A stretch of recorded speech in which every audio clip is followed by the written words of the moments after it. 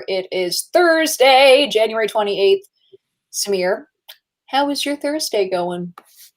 It's a very weird day. It's gone Okay. from being insanely stormy the last 2 days to the sun peeking out from behind the clouds as it is at this very moment, and mixed with the sounds of roofers repairing the many damaged roof tiles in those storms.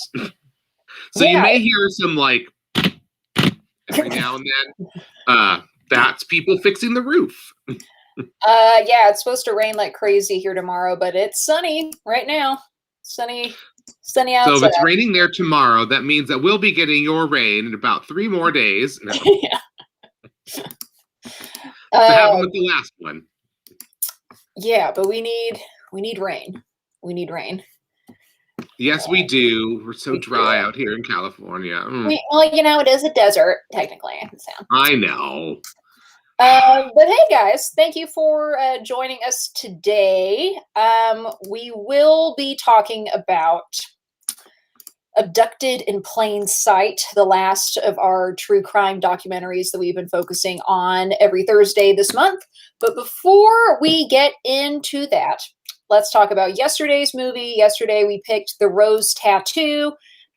We talked about Italian Oscar winner Anna Magnani, and she won Best Actress for this. And she actually, there was some trivia yesterday I didn't mention, but she was actually the first Italian ever to win an Oscar, and that was in 1955. So not just for that category, I think all of the Oscars, but she wasn't there at the ceremony. And it says, I have this fun little Academy Awards book that's like 15 years old. I got it from Costco. It says, Magnani was asleep in Italy when she got the phone call announcing that she had won the Oscar for her first American production. The hot-tempered actress responded, if you are kidding, I will get up right away and kill you wherever you are. Which I think sums her up a lot. But, and then also yesterday we were talking about how Tennessee Williams wrote this character for her. However, she still didn't originate the role. He wanted her to, but this was a play before the film. But when that came around, her English was just non-existent. So I think it was it Maureen Stapleton? Is that her name? Something, yeah, I think so. Something like that. Yeah, somebody else. She originated the role, and I guess was like great in it as well. Yeah. Also pretty rare now that we've seen the film through to the end. I realized that when I was watching this movie, I had never seen this movie from the beginning, because it was always like I ran across it on Turner Classic Movies or AMC back when AMC also used to show movies. Because it used to stand for American Movie Classics. So it would show all American films. Mm-hmm. And yeah, those days are long gone. But it would always be somewhere in the middle that I saw this film. So I'd never actually seen it from the beginning. I was always able to piece together what her deal was. She didn't really keep anything inside in this movie. No. She let you know. Yeah, she was definitely amazing in this, and so annoying that in all these posters, Burt Lancaster receives top billing, even though she's in pretty much the entire film, and he only shows up halfway through. He did have an absolutely horrendous haircut, and such an interesting and surprising character for him. I don't know a whole bunch about Burt Lancaster, but my thought of him has always been like, oh, like he's this like good-looking actor, and I mean he's still good looking in this, but I guess a little more dashing, and he's such a dork in this movie. I mean, he was good. It was just like very like, yeah. I never imagined Burt Lancaster playing a role like this.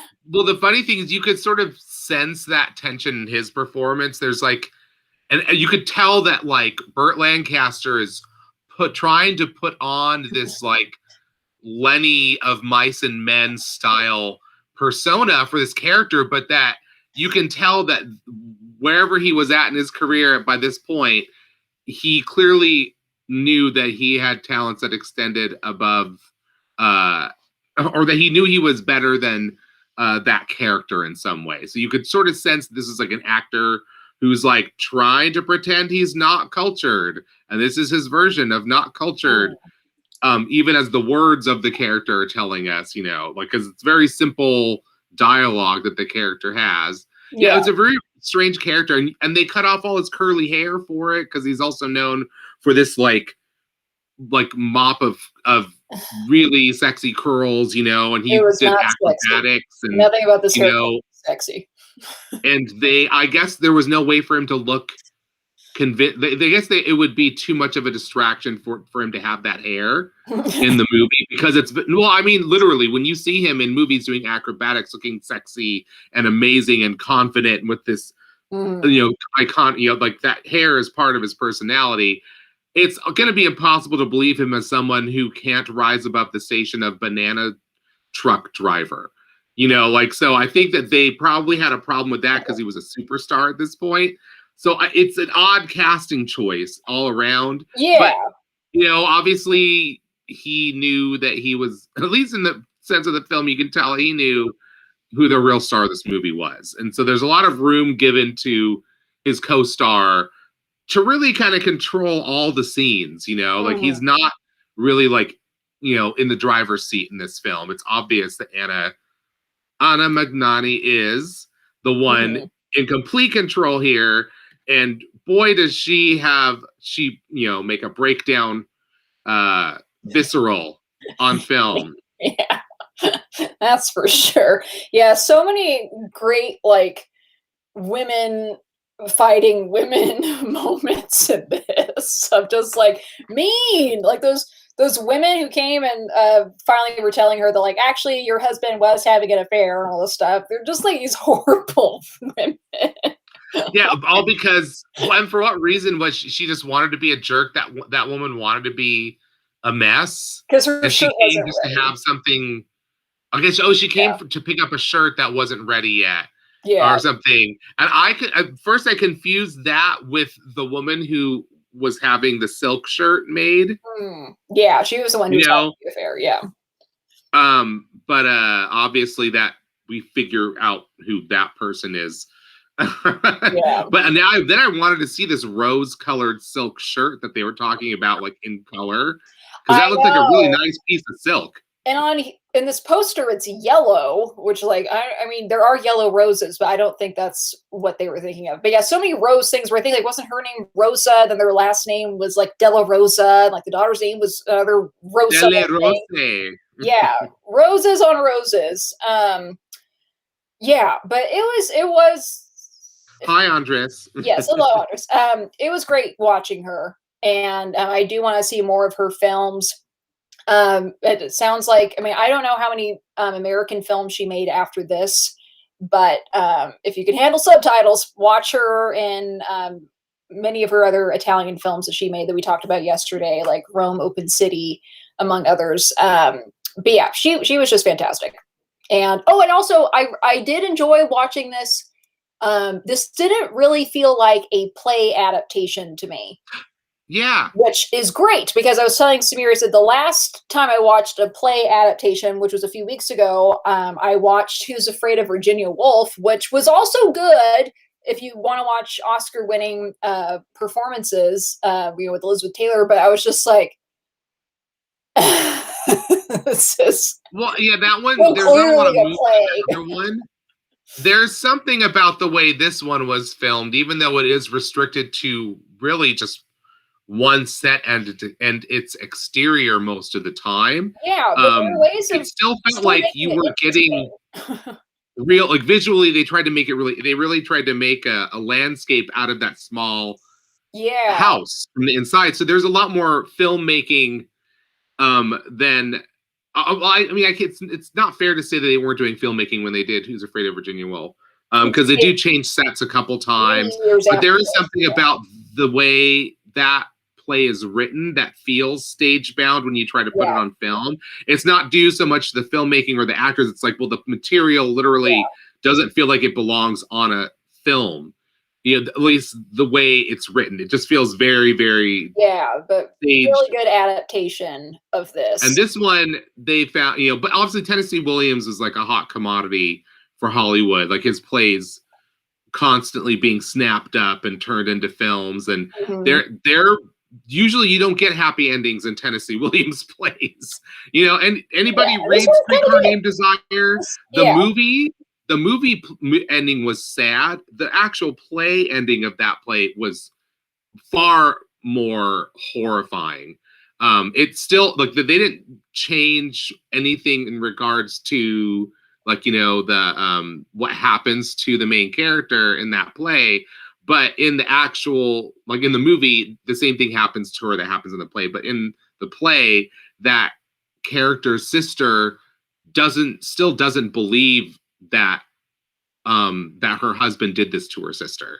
And so they send Blanche Dubois off to the insane asylum thinking she's genuinely crazy. The husband who raped her is not, basically the wife still thinks that he's telling the truth when he lies and says that he didn't do that.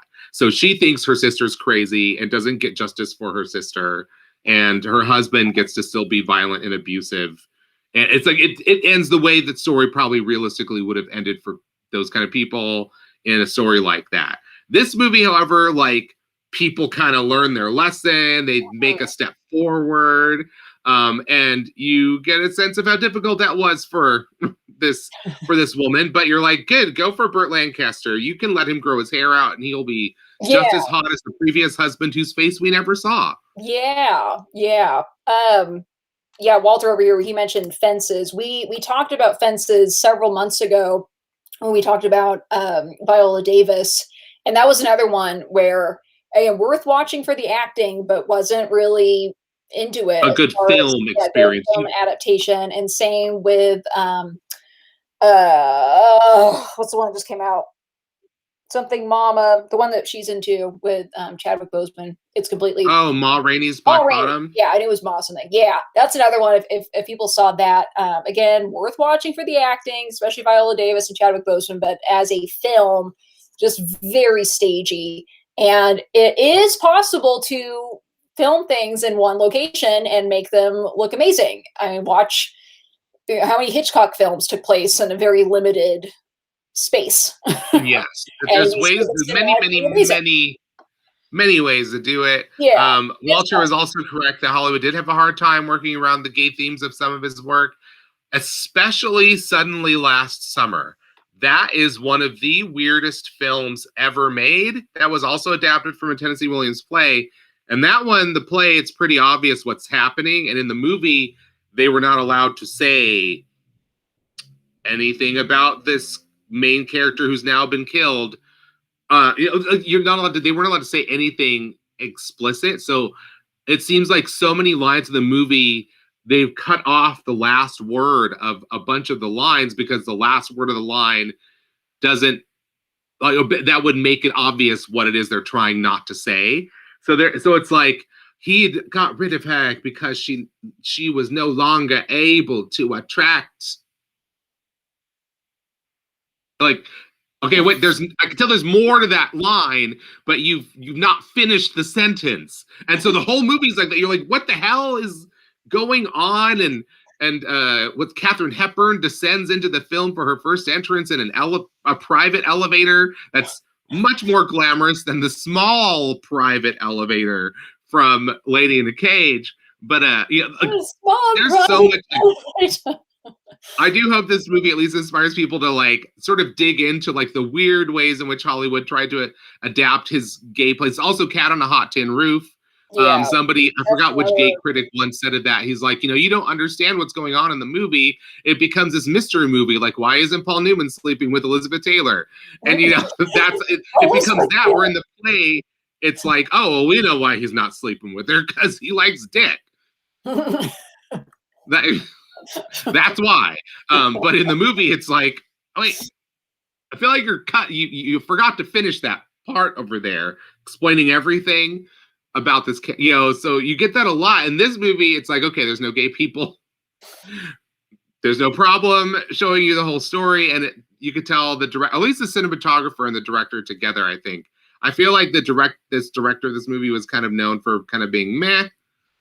Average. He was pretty much an average director, but they had a really great cinematographer who was able to bring out the richness of this material with all those great shadows in this little house and her. But I still definitely worthy winner for Best Actress, I would say. Yeah. So kudos, Anna. Well, if you didn't see The Rose Tattoo, it is available to rent online. Certainly worth watching for these performances. One won an Oscar, and the other one is just an interesting role for Burt Lancaster. But really fun to watch this. Today is our final Thursday of the month, our final true crime documentary special. We've done some great ones. We started off with Cartel Land. We moved on to The Inventor, our white collar crime. Last week we had Murder with Into the Abyss. Interesting debates on the death penalty and things like that. And today we're talking about child molestation. Well, in so much more. This is one of the most. This was like one of the most bizarre things, and it was one of those movies that I remember. It just sort of turned up as another random thing that like was available on Netflix. Yeah, because there's tons of stuff there that you're like, is this going to be good? This could be totally stupid. But then suddenly I just kept hearing more people and more people and more people. Did you end up watching this, Samir? You still haven't seen this yet. Started it, but I did not finish. I watched maybe like the first 10, 15 minutes, and I was just like, something about this story was so bizarre. I think I got to the story of like the guy who helped out his friend, even though he didn't really want to do that, or whatever it was that he did. I was just like, I don't understand how everybody does that, but I'm not in the mindset to watch this at the moment. So I did not finish it, but then people were like, you haven't finished it? Yeah. They gave me the Home Alone face, like, oh. This documentary came out in like 2016, 2017. Netflix acquired it a few years later, and I think in 2019 is when this was released.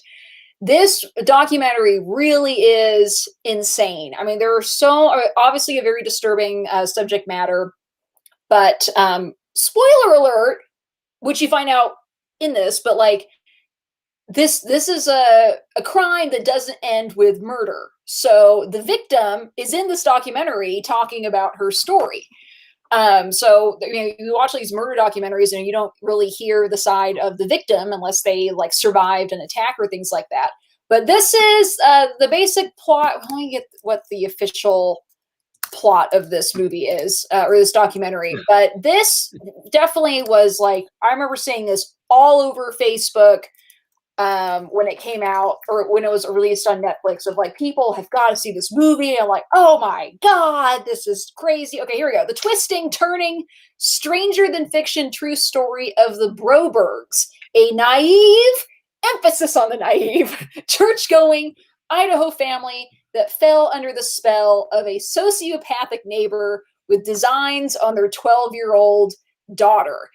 So in this documentary, this victim, who, when this was made as an adult, this happened like back in the 70s, she's in this documentary. Her parents are in this documentary. Here it says every parent's worst nightmare, but many argue that the parents were the nightmare in this.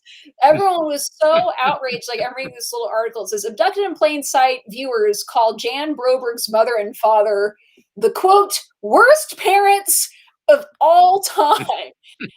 And then there are all these tweets. Someone says, I honestly can't believe the parents in Abducted in Plain Sight would even agree to do a documentary. Because not only did this whole situation could have basically been avoided if these parents were somehow like aware of what is. I mean, this really, when it says in plain sight, this couldn't be in more plain sight than it is in this documentary. I mean, it was right there. And these parents somehow were like, oh, okay, yeah, you could hang out.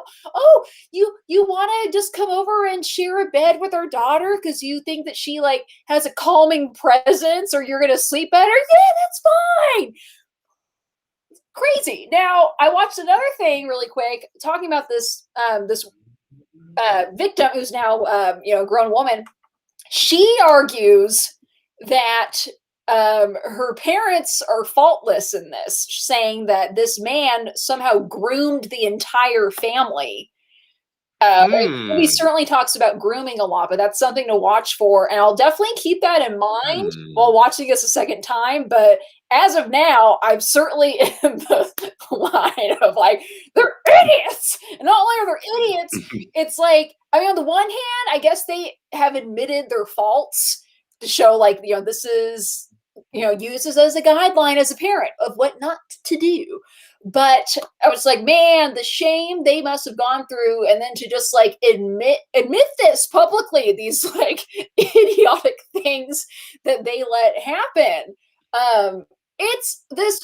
But Oh, I'm being that was also the documentary about Michael Jackson, whether you believe it or not. That story told a similar tale of it wasn't just yeah, a matter of sort of making the kids like wowing the kids with all of your riches and all the things you can get for them, whatever. It was also seducing the parents into yeah. that same Except thing. So here, there is something to that.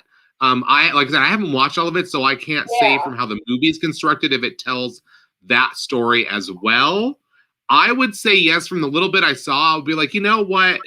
Does sound like other adults were somehow convinced into doing things that they didn't really like doing or want to do, but they did it anyways. And I'm like, why would you do that? the thing Like, I don't that's so understand. Like, it's not like crazy. even some of them are terrible things, Yeah, but it's like knowing what these people are like and what they were asked to do, and in even in less severe things. I'm just like, that's clearly not something you ever wanted to do or would enjoy doing, but you still did that because this person asked you, and somehow they were able to convince you to do what they wanted.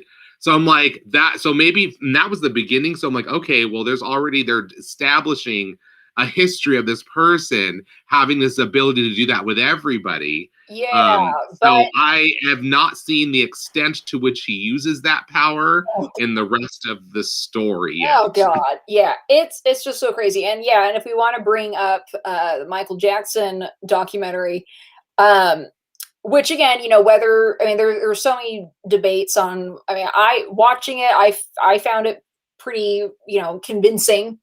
Um, but at the very least in that situation versus this, that's someone who was one of the most powerful, famous people in the world, and rich and all stuff. This is just some average guy. Like, Yeah, this is not a it's superstar. obviously still not okay in the Michael Jackson situation, but it was like, No, I think he's not even what you're trying to wowing them with say. like, "Oh, here's riches. Oh, I'm gonna take you away on this vacation." Like, nothing like this is just your average guy, nothing to offer. Well, also being the average guy means he doesn't also have any star power to do No, anything yeah, like not that. like, Yeah, "I'm gonna there's milk your no child. system.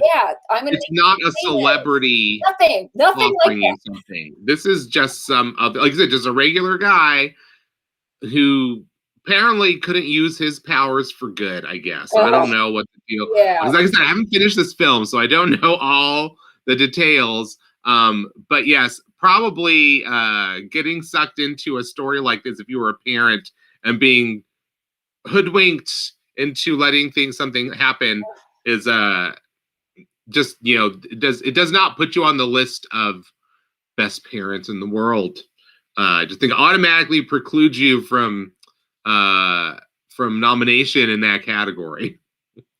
Yeah. Worst parents definitely shortlists you for that. I still Yeah, think. and, without being, like, physically or emotionally abusive themselves, they still manage to be in the worst of the worst.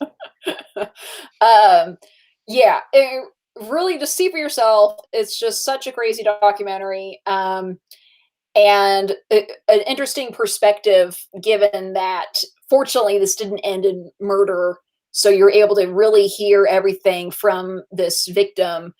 I mean, there's so many other child abduction things where we never really know what happened, like the whole thing with that little girl, her name Madeline, the one that was like in Portugal or Spain or something, and they never found her. Like, there's a whole Netflix documentary series on that.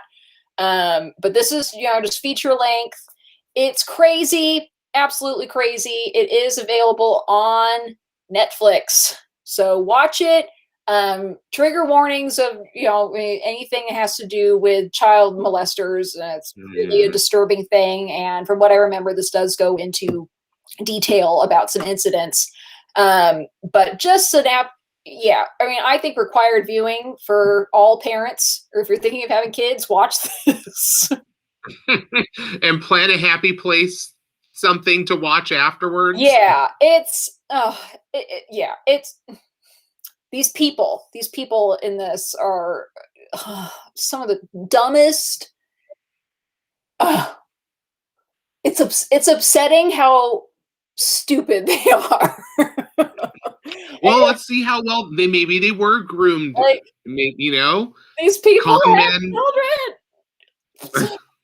I don't know. Yes, it's like, yes, watch this before you have your family planning appointment at the My God. you well, like I said, this is a probably a good, but everybody should already sort of have a base understanding that what happened, like what these parents do, you should not do. Well, So maybe you would think, but clearly it can happen. It happened with this family. They made a documentary out of it, and I'm sure this is one of mm, many cases that has happened of people being, hoodwinked into similar situations. But oh boy, it's a lot. But please watch it. I'm excited to watch this. Just I'm going to watch this with my parents.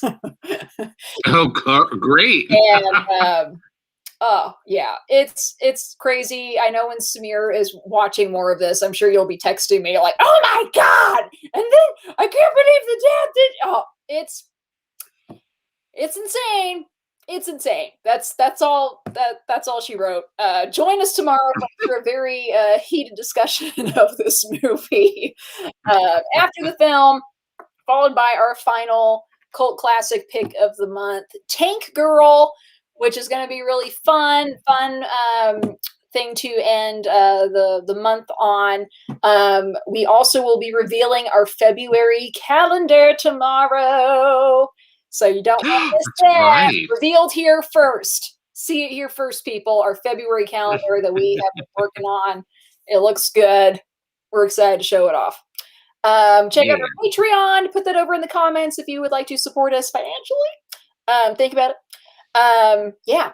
Everyone have a wonderful rest of your evening, and we'll see